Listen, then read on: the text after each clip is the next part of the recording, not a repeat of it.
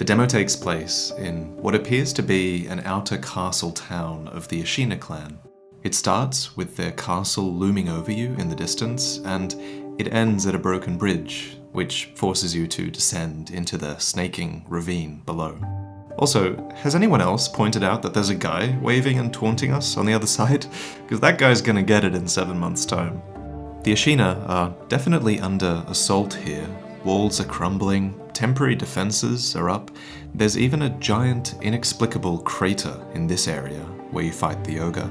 And as you read a little bit about all the terrible creatures that are showing up here, you almost start to feel a little bit sorry for the Ashina, because to make matters worse, they've got an unkillable shinobi on the loose, and it turns out he's pretty OP. So let's go over why. Most of my discoveries were of new animations and attacks, since Sekiro offers more button combinations and more mid-animation attacks than ever before. For example, L3 while running offers you a slide. You can now kick jump off of enemies. You can jump off of walls.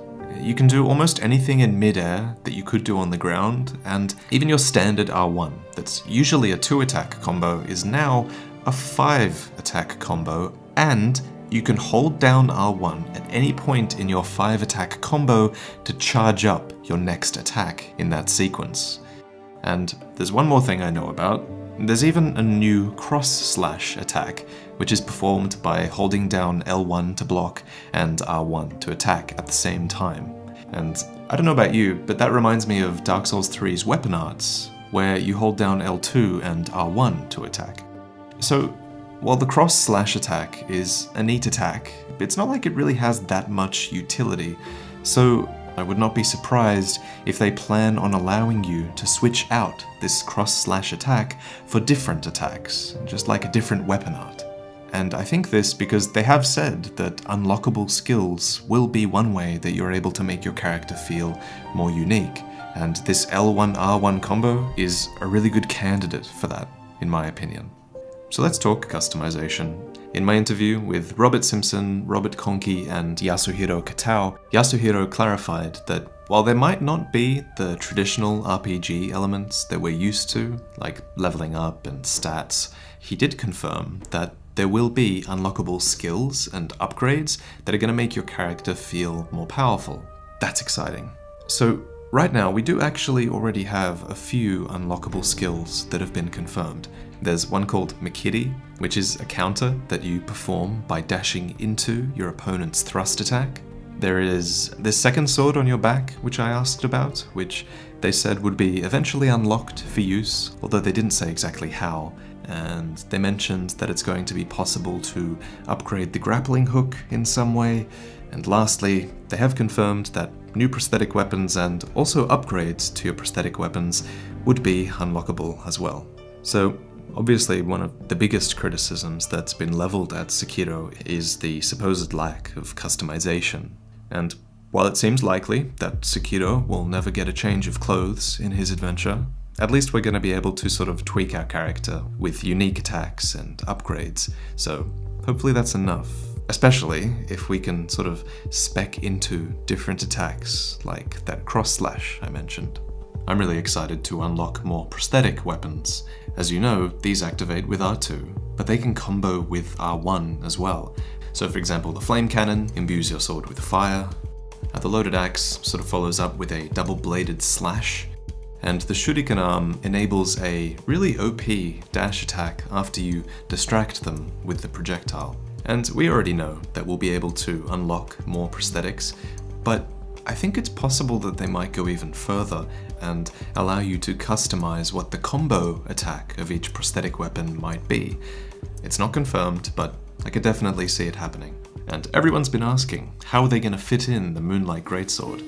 And I reckon if it's going to fit anywhere, it's probably going to fit onto that prosthetic arm in some way.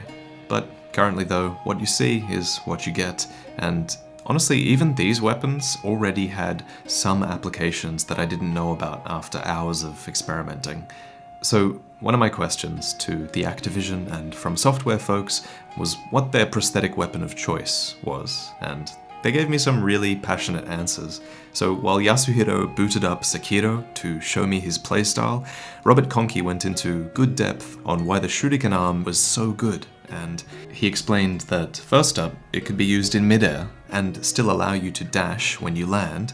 He also said that it's able to actually interrupt opponents out of dangerous stances and can also sometimes interrupt them mid-attack, which is cool. And he also pointed out that it's just great for combat against multiple enemies because you can sort of pick out enemies from the crowd really easily. And it was around this time that Yasuhiro showed off how good he was with the loaded axe, revealing that it offers a good amount of hyper armor, which means you can't be interrupted while you're using it. It has a repeating attack, which I don't have footage of, unfortunately. And also that it has a mid-air attack that comes out a lot faster than its regular grounded attack. So those two are really good, but personally, I'm still a sucker for anything that can set my weapon on fire. But I'm starting to see how much depth there could be for prosthetic weapons in the future, and that includes the grappling hook, of course, which could also easily have its utility, its speed, and its range improved, for example.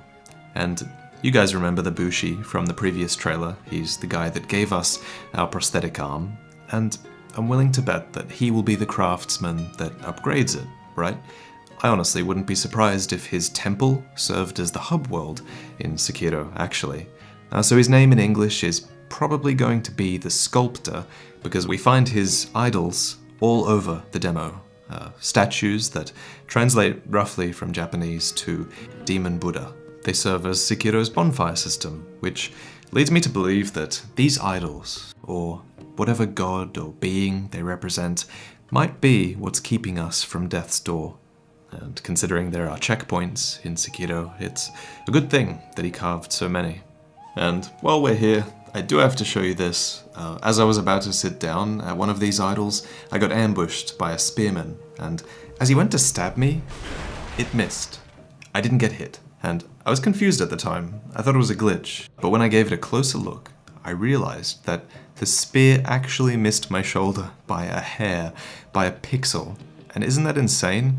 The hitboxes in these games are getting really, really tight, and considering all the acrobatics that Sekiro does, like sliding and jumping and dodging, I can't wait to see how else we can dodge attacks.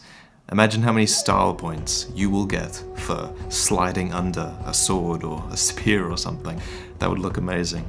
You do get a few style points for rolling over downed enemies now, which looks cool, but I can't for the life of me figure out why you would dodge over an enemy like this instead of just executing them. Not quite sure yet. But the sheer amount of execution styles in Sekiro so far is fantastic. There are back executions, there are frontal executions, diving executions, jumping executions, which I don't have that much footage of, and probably more, honestly. As it stands, posture is at the absolute core of all gameplay in Sekiro, more than health in many cases. So understanding exactly how it works is key. This is the educational part of the video. So, to start, if your posture gets maxed out, then you will be knocked flat on the ground, and you'll be vulnerable until you break roll back onto your feet. So if you max out their posture, then instead they get opened up to a death blow, which kills them instantly. So for your enemies, maintaining posture is everything, since losing it means instant death for them, but if you lose your posture, it only really is a mild inconvenience for you. On the flip side though, health is the most important thing for your character, and for them, health isn't that important. But we'll explain health in a second.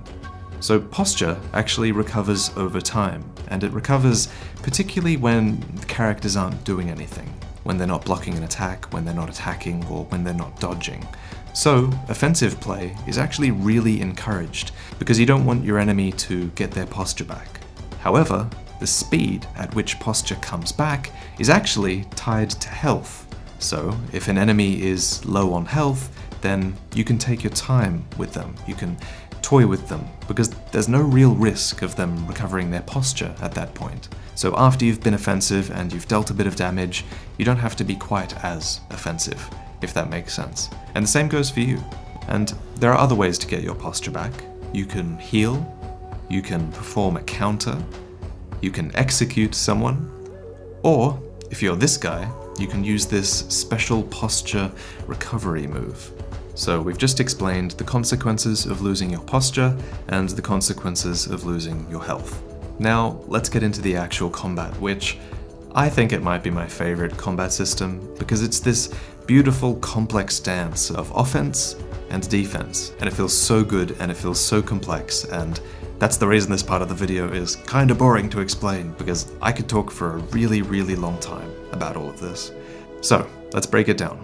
If you attack an enemy, your opponent is forced to A, take damage, or B, block. And interestingly, even if they block the attack perfectly, enemies will lose posture, no matter what. So there is currently no reason for you not to attack, because you're guaranteed to at least damage their posture, and you could damage their health as well, if you're lucky. And before, we explained the benefits of lowering your enemy's health, but health works a bit differently for mid-bosses than it does for regular enemies. If a smaller enemy loses all their health, they will die.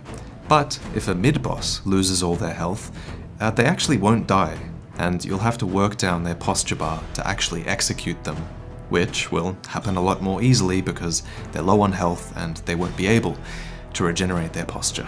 So you might be wondering, attacking enemies sounds really OP, because they're always guaranteed to at least lose health or posture.